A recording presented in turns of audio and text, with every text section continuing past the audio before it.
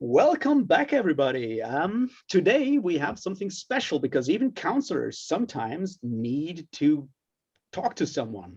This is today's Malazan supervision session, and there's a reason for that. The Counselor of Moonspawn has 500 subscribers, and I have 500 subscribers. So we decided to actually celebrate by talking to each other for once. So first of all, once again, I want to thank each and everybody for subscribing to me. And I want to urge each and everybody of you who has not done so yet, go and subscribe to the Counselor of Moonspawn. She has a bunch of depressive Andy to talk to. She needs your help and support. So yeah, welcome, Counselor, to today's supervision session. Yeah, well, thank you for having me. Talking to somebody is indeed important.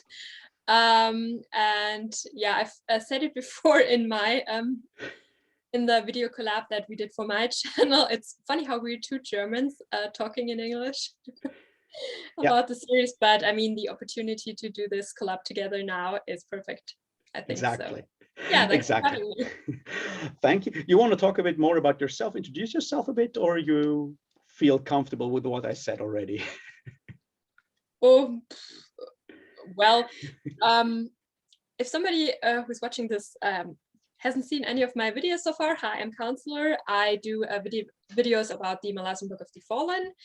And yeah, I love the Testandi, as Raf has said. And yeah, I've been doing some read-along videos and also some video essays and discussions. And yeah, it's been a lot of fun. And I love to have the opportunity to talk to people about the series as well. So yeah. Perfect. That's what we're going to do here today. We're going to try and keep it sort of spoiler-free, I think, I hope. We'll see where this goes, because we're going to talk about the places to go today. Because there's a lot of different cool locations within the Malazan Empire and the Malazan world, and that's what we're going to talk about. But traveling is thirsty work, so cheers.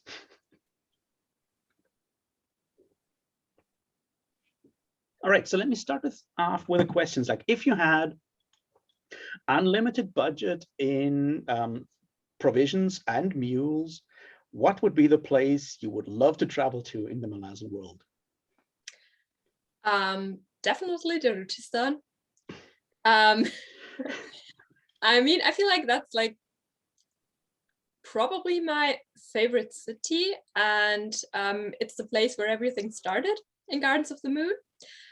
And I think if I could, I would love to be an apprentice to Baruch and study some alchemy. And I think Darutistan is a nice city because it's like, it feels fairly modern in comparison to other locations. You know, they have these gas lamps and everything, and there's ice cream.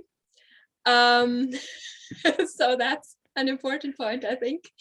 So yeah, I'd love to go there. And if I had the possibility to do so, I would also like to visit some of the more wild places, I guess.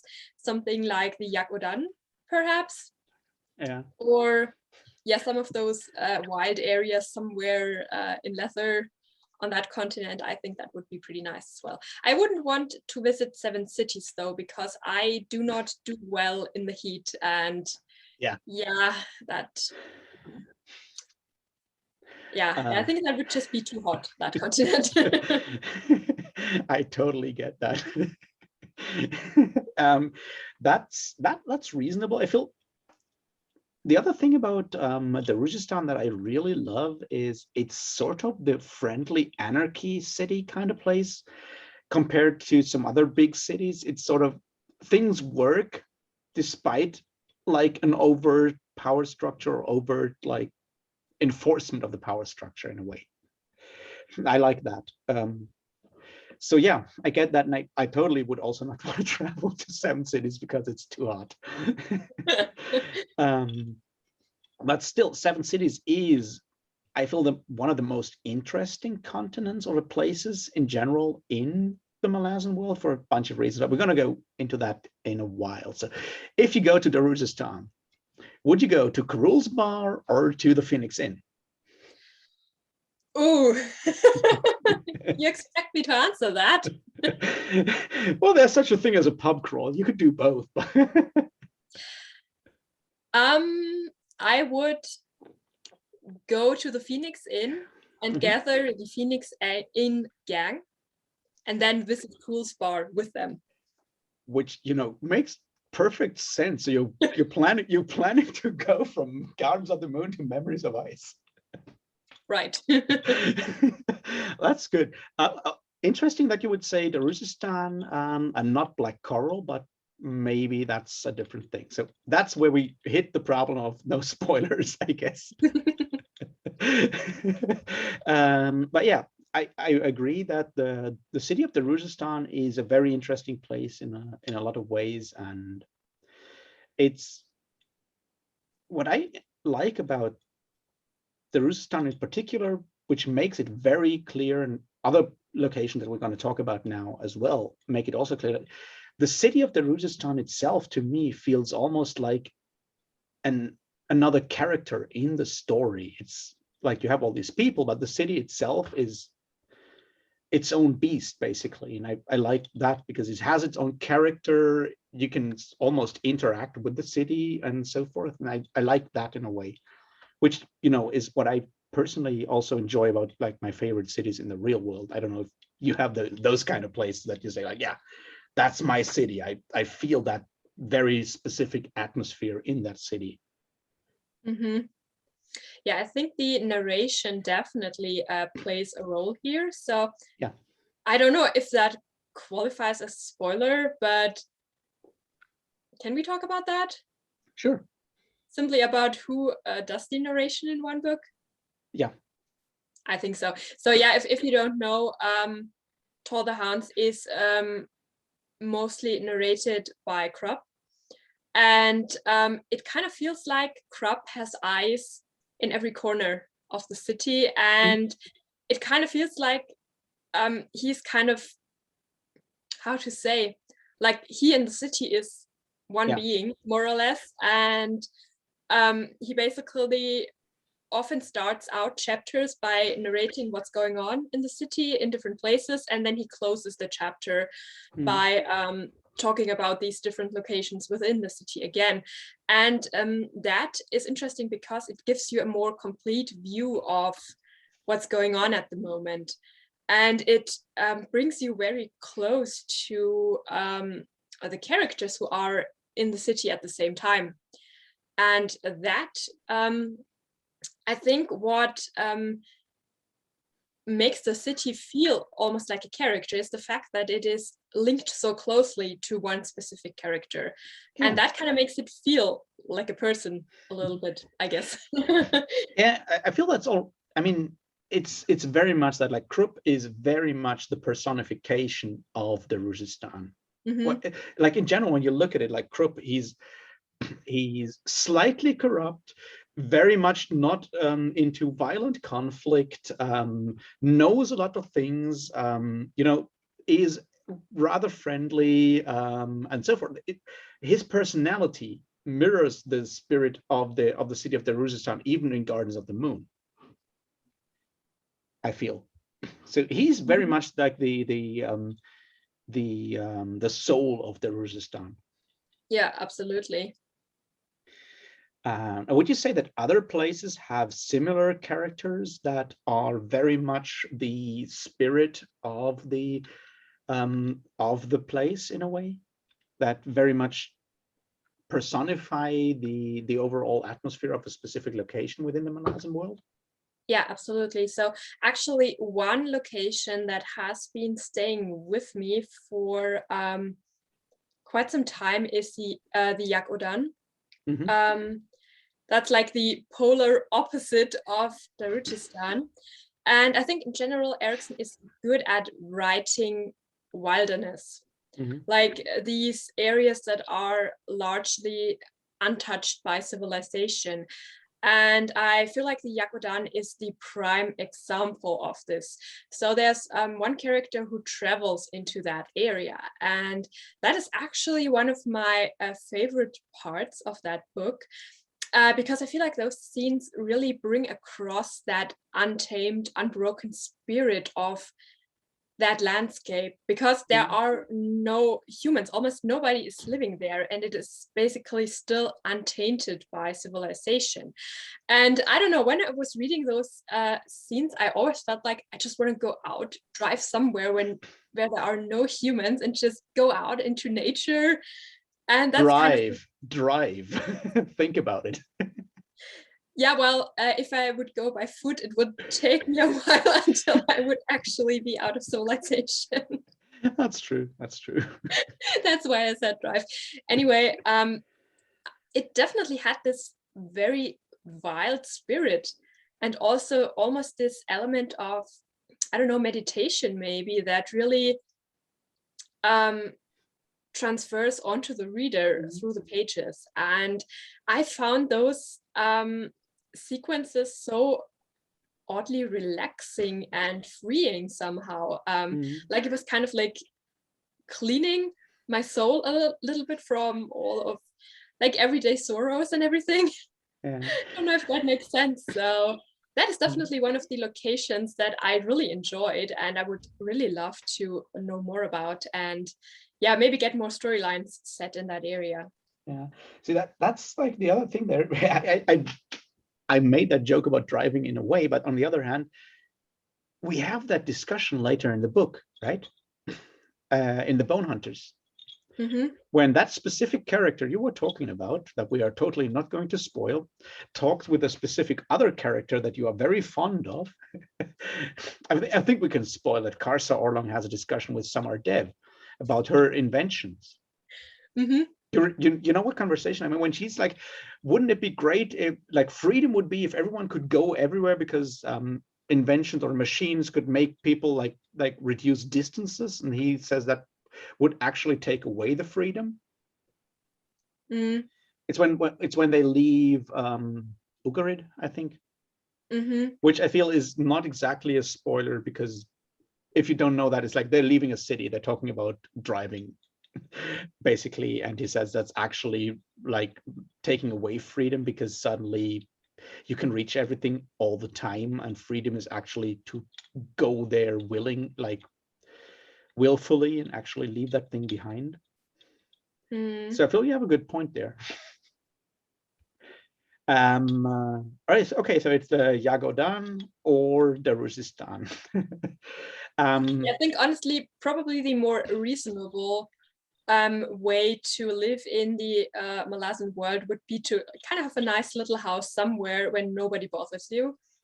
Because in the Rajasthan, there's still the risk that somebody might kill you, or I don't know, you might be involved in some sort of conflict you don't want to be involved in, especially if you get to know the gang from the Phoenix Inn and Fool's Bar and so on.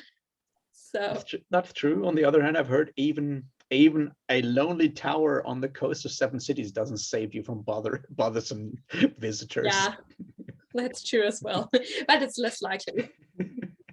Yeah, that's true. Okay. And I mean, the gods would be less likely to notice me than they would notice somebody who is like more powerful or more important than I am. Well, that depends. I mean, I mean, we know that being noticed by the gods is not exactly helpful or healthy in the long run. Yeah, we don't want that. But that's something that I found interesting. Is like you just said, like Krupp is very much like the personification of the Ruzistan. So let's look at some of the other like big locations that a lot of stuff happens, and let's see if we can also find like personifications there, or if those are nice places, or like look at emotions that come to mind when you. That's a good idea. Let's look at emotions that come to mind when that you associate with a specific location in the Malazan world. So what would you associate with Daruzhistan to start with?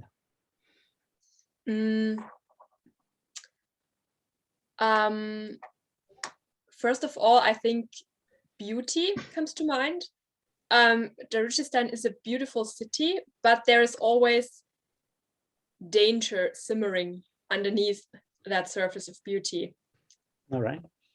And it's like I feel like it's a city where maybe I'm biased here because of perhaps narration again. It feels like where everything is possible and little wonders can happen at every corner, kind of.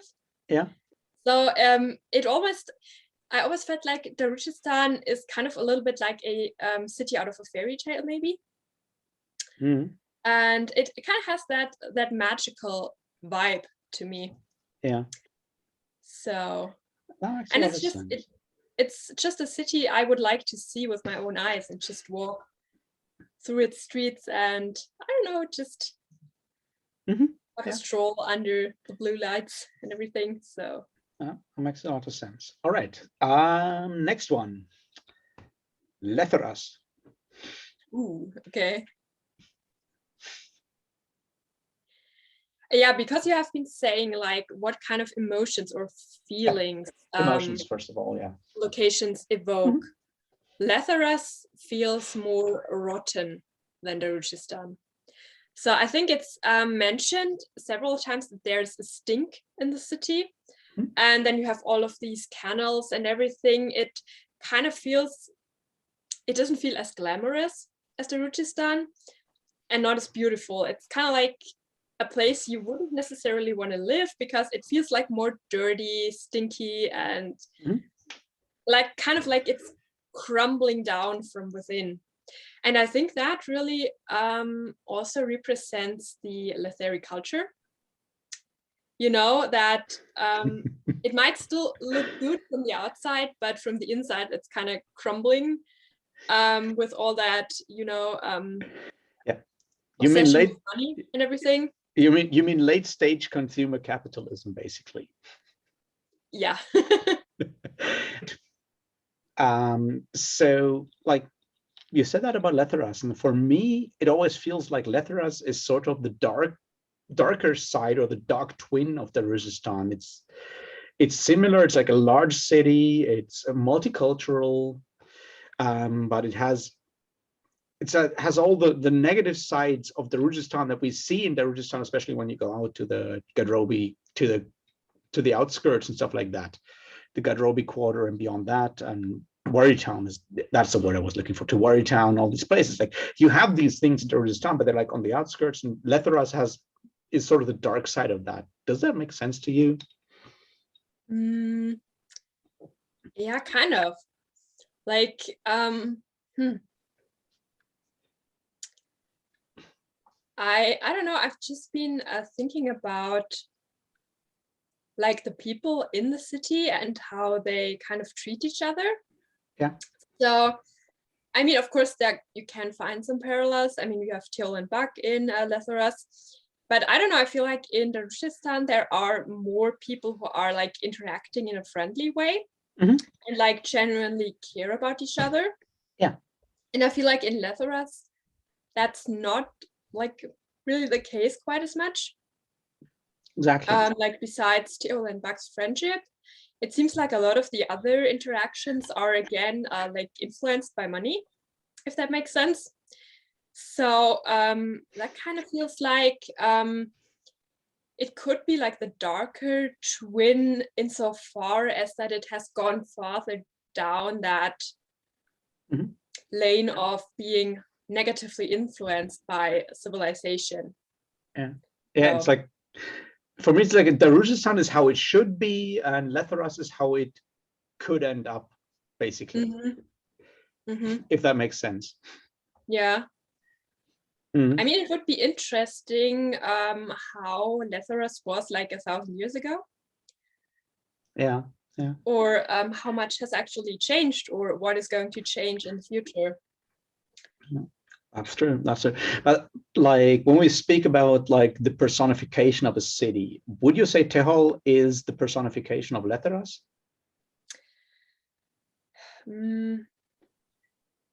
Because he has that darker edge to him, right?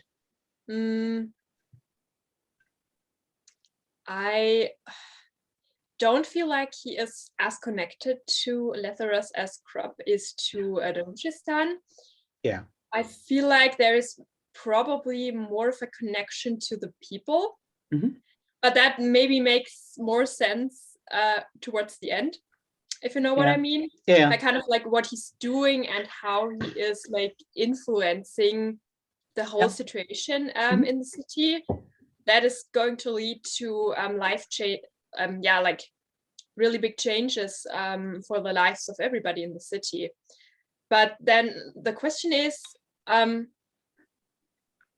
in how far are the people in the city part of the city, or is it something else again? So I feel like Krupp is like intertwined with the city, and Tehol is like more intertwined with a concept within the city, if that makes sense. Yeah, that makes sense. That's all right, next city, Malaz Island. At least, I mean, Malaz City. Okay. Ooh. It feels pretty rotten as well. I mean, for me, it feels much more rotten than Letherus. I mean, Letherus is still has a semblance, at least most of the time, it has a semblance of prosperity.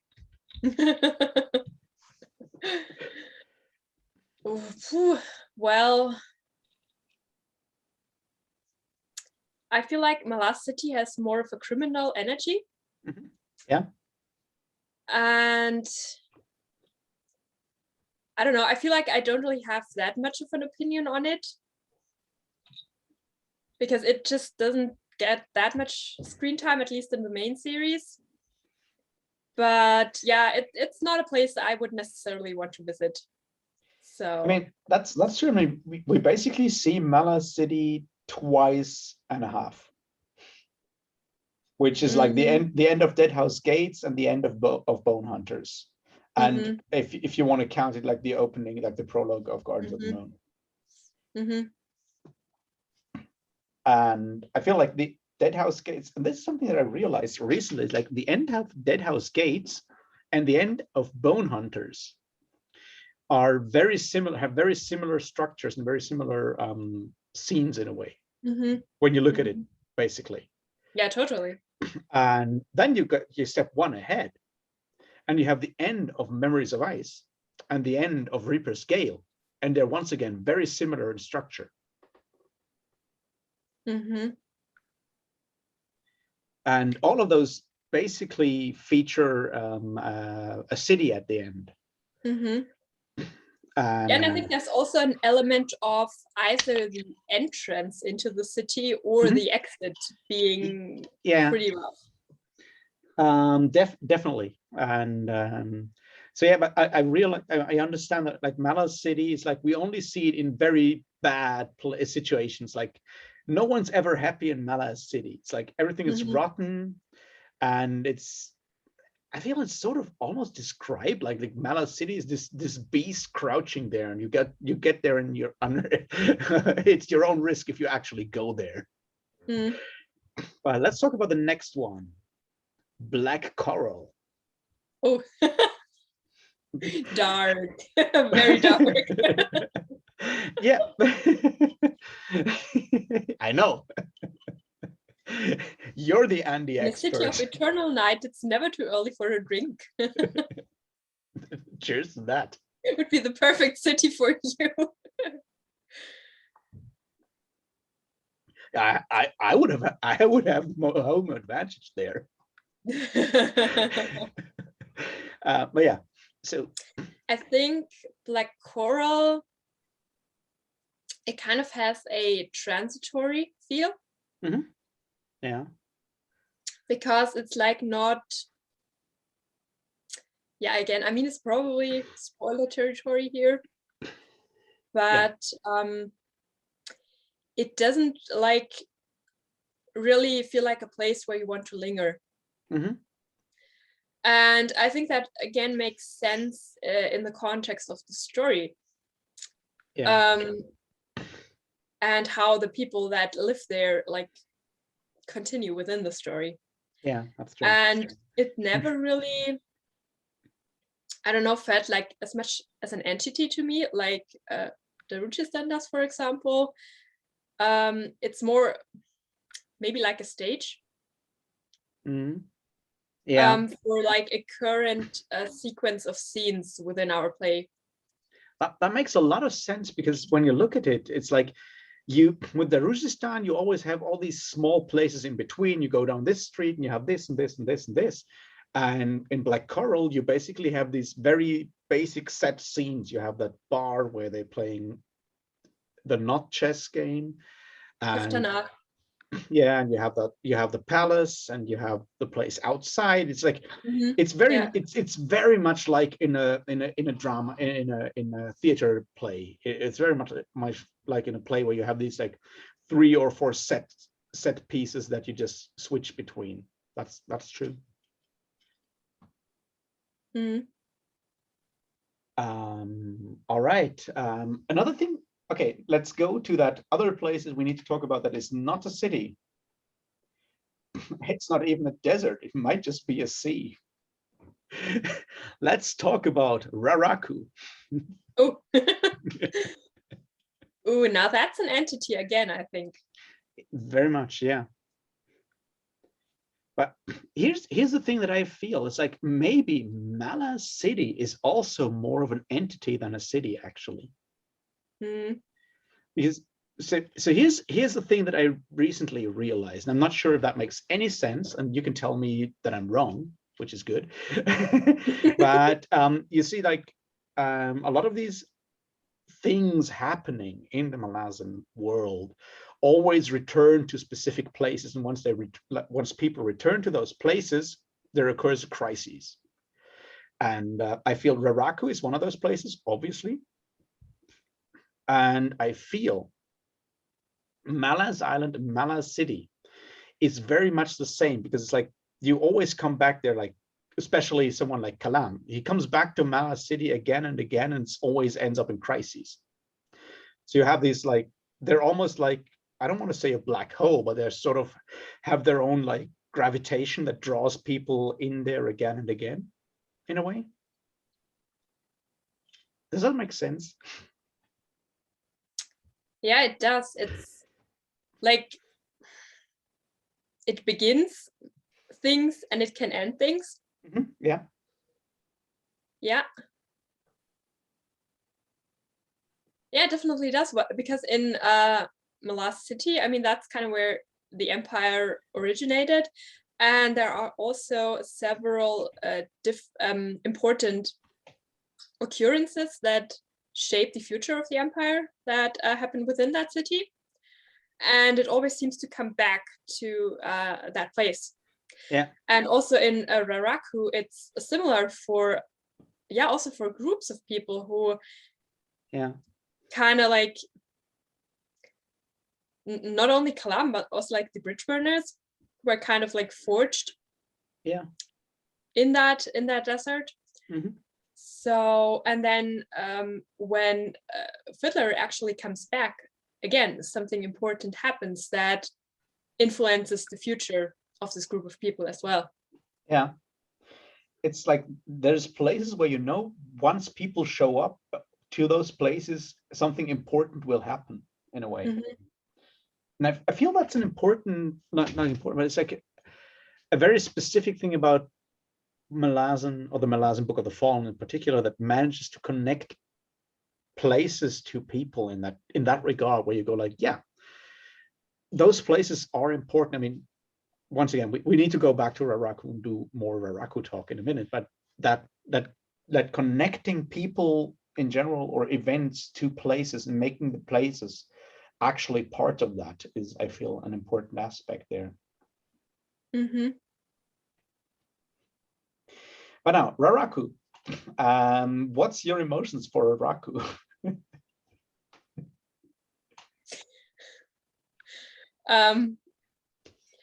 I feel like it gives you more negative vibes. It's not a place you really want to be. It feels very, what's the word? Inhospitable, I guess.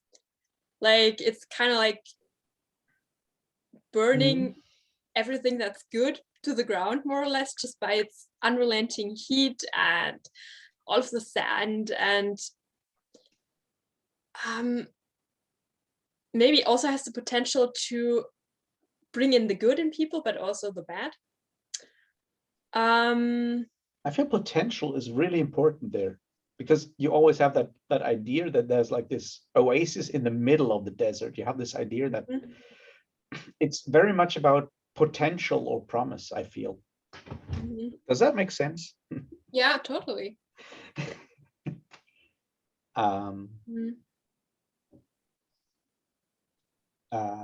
right, which place next? I don't want to go through all the deserts people walk through. Yeah, just one thing I wanted to say is when we were talking about places people end up again and again, I think we need to mention Iskara Pass Monastery. Oh, yes. That monastery, yes, definitely. But see, that's kind of like a déjà vu. Oh, I've been here before. Why am I here again? It's sort of the Groundhog Day place of the Malazan Empire. It's like whenever something goes wrong, you end up in Iskara Pass Monastery. Yeah. That's true. Yeah, but Iskara Pass Monastery, I feel, is one of those interesting places, because you have like all these weird aspects to it. It's like you have all the Iskara Pass stuff, and then you have this in the beginning, and it kind of falls out of like interest after like the opening part of Deadhouse Gates.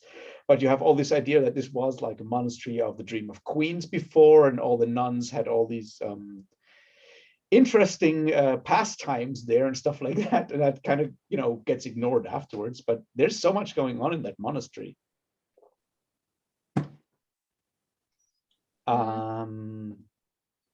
All right, other places that might be interesting to talk about. We could switch warrants basically, or holds.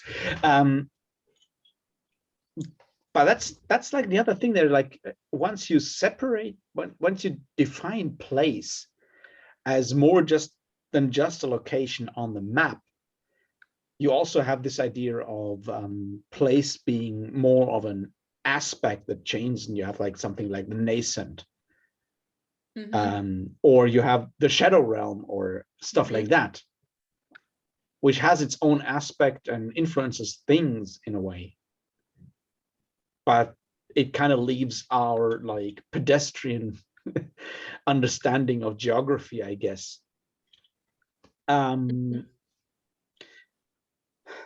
I feel we totally should not talk about Collans though, because I don't know if there's that much to talk about there. About what? Collans. The end. Yeah. Okay. The bitter end. Yeah, I feel like that's also the location I don't really remember quite that well, because it's been a while since I read about that. But yeah. I think another interesting place is the Refugium. Oh, yes, I was just going to say the Refugium is extremely important, yes. That's kind of like the Refugium, I feel like, is a dream. It's like kind of a dream of what could have been. Yeah. And I feel like if Erikson introduces a dream of what could have been, that also makes a question what could be possible for our world. Because there's like, I don't remember exactly, it was like that hunting scene when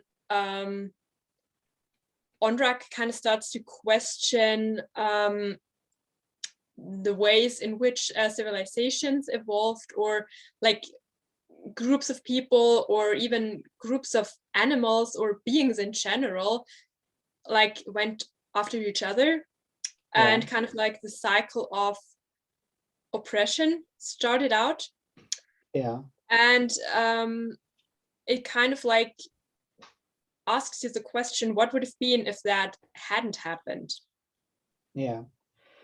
I feel that's exactly the things, like we have that, especially when you compare the refugium in Reaper's Gale, mostly, to there's a scene in Memories of Ice where it's Tool talking to Tuck the Younger.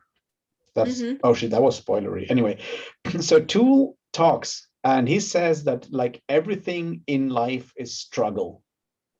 Mm. Like the mosses are fighting against each other for domination and so forth. So I feel you have Memories of Ice, that perception of the struggle of nature, especially from like a Talana Mass point of view, Mhm. is the way it was, and the refugium is the way it could have been or should be. Yeah, right. And I feel that's like the good thing, or the important thing there is that we actually get those places, and we obviously know the refugium is not just a dream, it's more than a dream. Mm. And it's important to have those places and say there is that chance is real. It's not just like, wouldn't it be nice if, in a way, if you see where I'm going with that. Mm. It's important to because if once you say it's just a dream, you kind of take away the possibility that we could ever reach that point. Mm. Yeah. And I feel that's sort of an important aspect there. Mhm. Um, right. Let's go back to specific locations and places, and let's look at like what's your favorite location, not for where you want to be, but the favorite location from how it's described, about the things that happen there, the way location is actually used within the story. I feel like there are different answers to that. So Mhm. I feel like when it comes to the vividness of the portrayal, Seven Cities is definitely a strong contender. Yeah, yeah, But also the Rajasthan. As to which locations, where did I enjoy the plot the most? I don't know. It's honestly a little hard to choose. I always really enjoyed all of the books set on Genabakis in general, okay. and also leather. So I personally tend to prefer the books set on Genabakis and leather over those in Seven Cities. Mhm. But not really because of the location. I think Seven Cities is like really well done. Mhm. But yeah, maybe I do have an aversion to deserts and hot countries. I don't know. Mhm. um, and in general, what I do like is the way in which cities and wild places contrast in the books. Mhm. And I think that's something you see several times. You have like the Letheri and the Edur Yeah. in Midnight Heights. And of course, you have the city of Letheras versus like where the Edur live, which is like a lot more, or like a lot closer to nature. And you also have those travels through a landscape that's mostly untouched by humans Mhm. or other people. Then in Memories of Ice, for example, it's similar. You have Kapustan, but you also have like the whole Bargas storyline that's like more in wilderness kind of. In Gardens of Yeah. the Moon, it's the same. You have the Ruchistan, and then you have Lorne traveling across the country basically, or Paran traveling. Yeah. So it's kind of like something that you can probably find in every book within the series to some extent, and I like that. Yeah. Yeah. Yeah. That. That makes a lot of sense. I feel that like dichotomy between bonus points for me for actually using the word dichotomy, but anyway, that dichotomy between like civilization or like rural places and the countryside or like Yeah. untouched nature, that's a big thing there, because like both of those have advantages and disadvantages. And like, because I feel like in a lot of fantasy stories you always have this like, the cities are squalid and terrible and nature is beautiful. It's like, yeah, maybe, but not so much. There's pros and cons for both. Yeah. In a way. Yeah, but like another thing that I felt is interesting to look at is the way that when we go from just locations to geography and geology in a way, which is something that I have no idea about, and I hope you have more idea about the way that we actually look at how and this is where we unite time and place and time and space, because it's not just a location, but it's always a place over time where things are layered. And I feel Seven Cities makes that very easy, where you have this, where you have so much history crammed into one place. And Stephen Erickson does this very well, because with his archaeological background, you have the tells where you have all these like layers of cities over cities over cities. And the potsherds. The ochre potsherds. But yeah, I mean, this is realistic. Like you go to, or you don't go, because at this point, who does? You go to Iraq or someplace like that, and you do your Sumerian, Babylonian, Akkadian archaeology. That's exactly what you get. You have these places, those tells, where you have all these layers of different civilizations, one over the other, because you build your city at the same place. But it's a powerful image, because what happens is that actually events and history impact geography in a way, because people build on the same time, and suddenly you have a hill where people build at the same time, or at the same place all the time. But on the other hand, you have a geography or geology when you have all these layers of rock informing how history happens afterwards, because you have some kinds of rock wash away earlier and so forth, and how place informs time in a way. And I feel that the Malazan Book of the Faun is one of the few fantasy books that actually looks at those aspects, because a lot of times we go somewhere, and I'll stop talking in a second. And a lot of times you go somewhere and we get like a very explicit description of the place on like, yeah, and this layer of rock was there, and then the glaciers came, and then this layer of rock came there, and then and so forth. And then we see what actually happens afterwards. And the way that place and time actually intertwine there is something that I find interesting. Mm-hmm. Totally. And I think another point here is how different locations feel like they're out of different times. I mean, if we compare Letherus and Darushistan again, Yeah. Darushistan feels a lot more modern. Like if we compare it to like our real world, it would be set later in history than Letherus. Yeah, definitely. And that's interesting, because it's I mean, also in the context of the story, it makes sense how Letherus would be behind, you know. But it is, to use a really bad phrase, it's frozen in time. Exactly. But also, I feel like time feels more relative in Malazan because of the magic.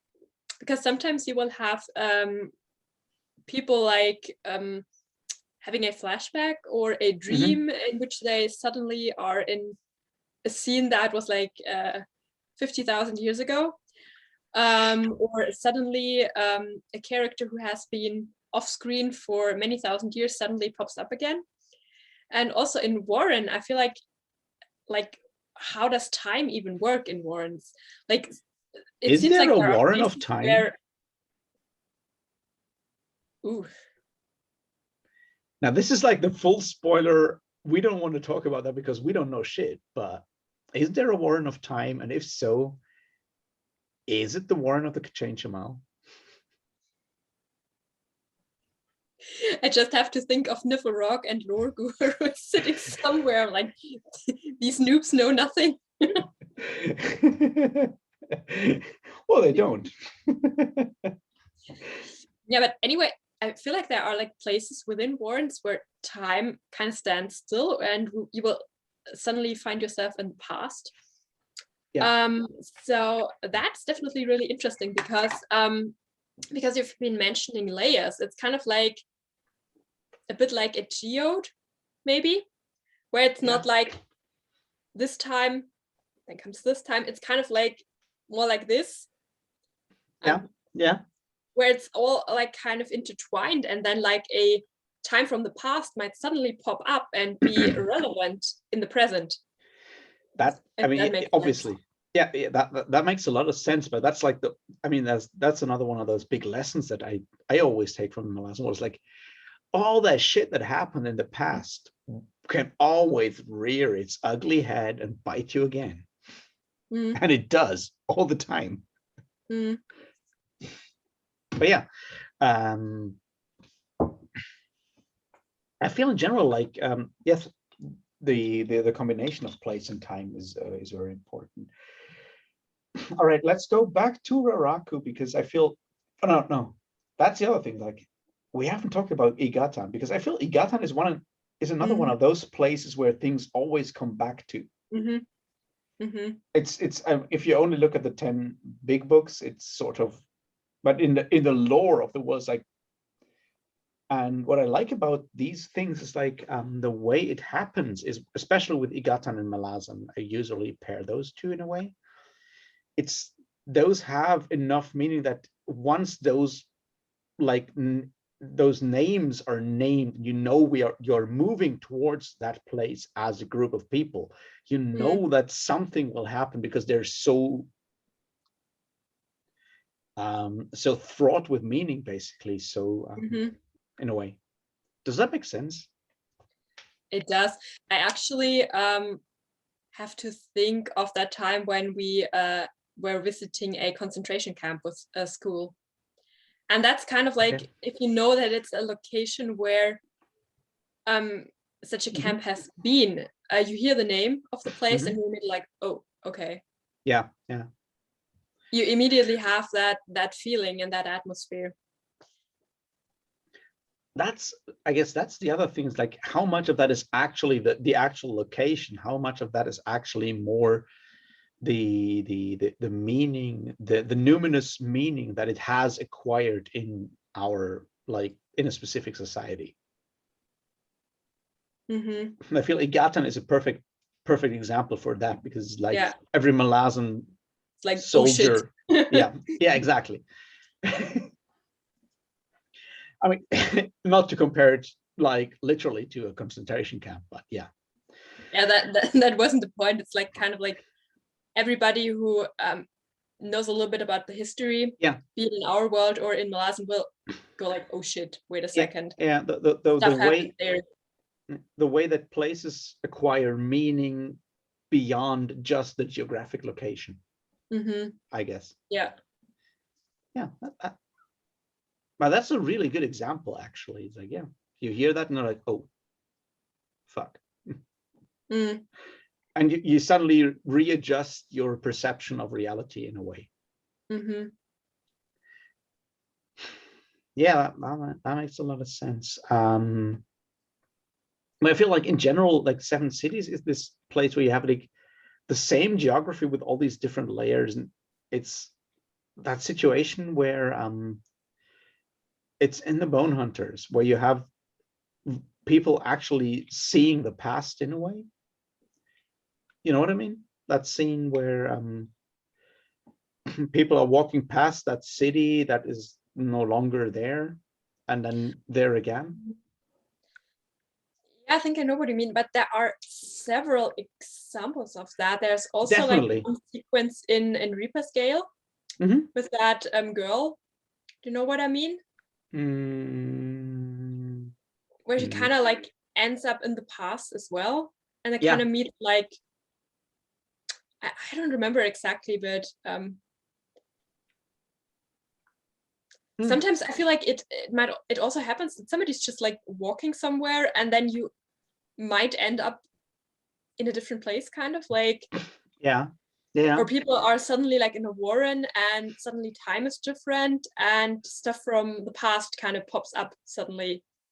So it almost has like a dreamlike quality, I think, where it's sometimes a little mind-boggling for the reader. I kind of had that issue when I was reading Dead Horse Gates for the first time, and that whole Silanda stuff and everything. It was just like, I feel like it was like a little bit too much for my brain to handle what was actually going on.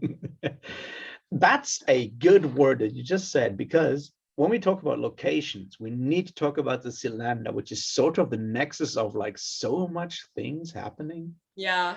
Like, who doesn't go past the Cylinder at some point? Everybody. But it's super interesting because it all layers in there, and it like to fully get who was there, you need to go like at least until the end of Bone Hunters, maybe more clearly until Reaper Scale, to figure out who was there and why. Yeah, it's pretty awesome. Which in general makes the Nascent such an interesting place, because it's like, it's this nexus where all these paths cross and you don't realize it, because the time sequence it happens and the sequence you read it in are not the same.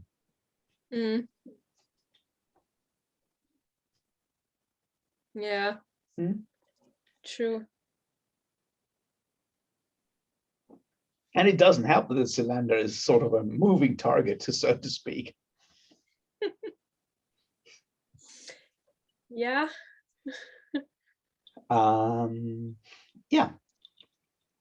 Once again, back to Raraku, because everything goes back to Raraku. There we already know that the actual place has a spirit. Now, what is the actual spirit of Raraku? Is it the apocalyptic? Is it the goddess of the apocalypse?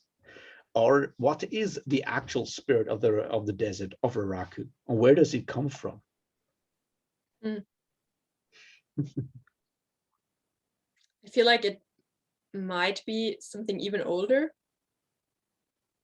like kind of from the time before like humanoid races. Like something very, what's the word?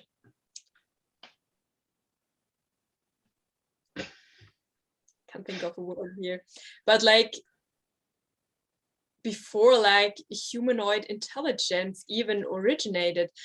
And I feel like Malazan also poses the question of what came before.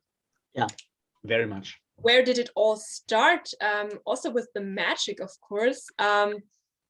You have the warrants and then the holds. You have these hints at wanderings and like magic that's like even older. And then there's always something that's even more old. Yeah. And like sometimes maybe Raraku feels like it's some sort of entity that has been around so long that it's not probably, maybe not like a humanoid intelligence. It's more like something that is simply there. Yeah. And it's like so ingrained within Earth itself. I feel like I don't really have the vocabulary to properly describe that. Yeah. But I think you know what I mean. I feel like, so here's the thing, I'll just run it past you and you tell me how wrong I am. So I studied computer science, and I was doing stuff in the area of artificial intelligence, more closely in the part of self-organizing maps. Mm-hmm. And the idea there is that you have like a huge amount of data and you create that thing, and the end result is that out of chaos you have some kind of emergence, some kind of order emerges out of chaos. This idea that there's something happens as if you put enough stuff into a place, and then suddenly some kind of order comes out of there. Mm-hmm. And I feel Raraku might just be that kind of thing. It's like, as soon as enough like life happens, just the fact of random life happenings enforces some kind of order, like some kind of structure on the place in a way. Yeah, that makes sense. Yeah. And like it's also interesting how the like systems of order maybe evolved with civilization, which you can also see in the magic system and the houses and everything. Yeah. But yeah, definitely. I mean, like I'm not a paleontologist or anything. I don't have like any academic knowledge on this, but like, I mean, if you think back to like the early stages of the earth, kind of like when landscapes were like still being shaped, or like continent masters were moving around, that's also kind of like different orders like emerging again and again. Yeah, true. And I feel like with areas like Raraku,